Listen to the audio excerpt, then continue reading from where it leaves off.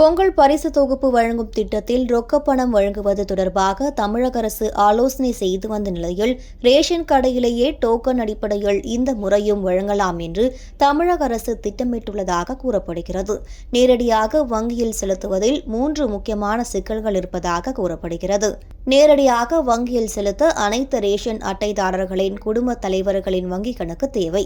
அதோடு இல்லாமல் வங்கிக் கணக்கில் அவர்களுக்கு மினிமம் பேலன்ஸ் இருக்க வேண்டும்.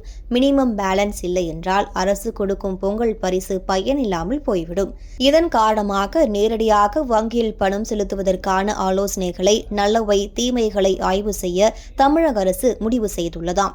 இது தொடர்பாக விரைவில் அறிவிப்பு வெளியிடப்படும் என்று தகவல் வெளியாகியுள்ளது.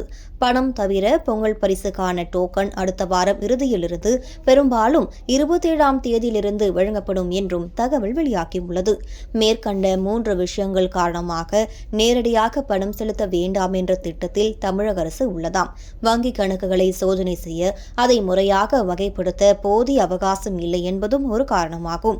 மேலும் பொங்கல் திருநாளை முன்னிட்டு ஒவ்வொரு மாதமும் 15ஆம் தேதி வழங்கப்பட்டு வரும் கலைஞர் மகளிர் உரிமை தொகையினை இந்த மாதம் பொங்கல் திருநாளுக்கு முன்னதாக, அதாவது மாத தொடக்கத்திலேயே பெரும்பாலும் வரவு வைக்கப்படும் அல்லது 10ஆம் தேதிக்கு முன்னதாகவே வரவு வைக்கப்படும் என்றும் தகவல் வெளியாகியுள்ளது.